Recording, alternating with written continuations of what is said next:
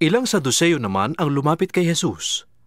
Ang mga Saduseyo ay nagtuturo na hindi muling mabubuhay ang mga patay. Guro, Sabi nila, isinulat ni Moises para sa atin ang ganitong batas. Kung mamatay ang isang lalaki at ang kanyang asawa ay maiwang walang anak, ang kapatid ng lalaki ay dapat pakasal sa byuda upang magkaanak sila para sa namatay. Minsan, may 7 magkakapatid na lalaki. Nag-asawa ang panganay at namatay na walang anak. Nagpakasal sa byuda ang pangalawa, subalit ito'y namatay ding walang anak. Ganoon din ang nangyari sa pangatlo hanggang sa pampito. Sila'y isa-isang napangasawa ng babae at pawang namatay na walang anak.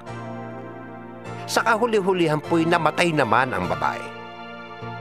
Ngayon, sa muling pagkabuhay, sino po sa 7 ang kikilalaning asawa ng babae? Yamang silang lahat ay napangasawa niya. Sumagot si Jesus, Sa buhay na ito, ang mga lalaki at mga babae ay nag-aasawa. Ngunit sa kabilang buhay, ang mga magiging karapat-dapat sa muling pagkabuhay ay hindi na mag-aasawa. Hindi na rin sila mamamatay, sapagkat matutulad sila sa mga anghel.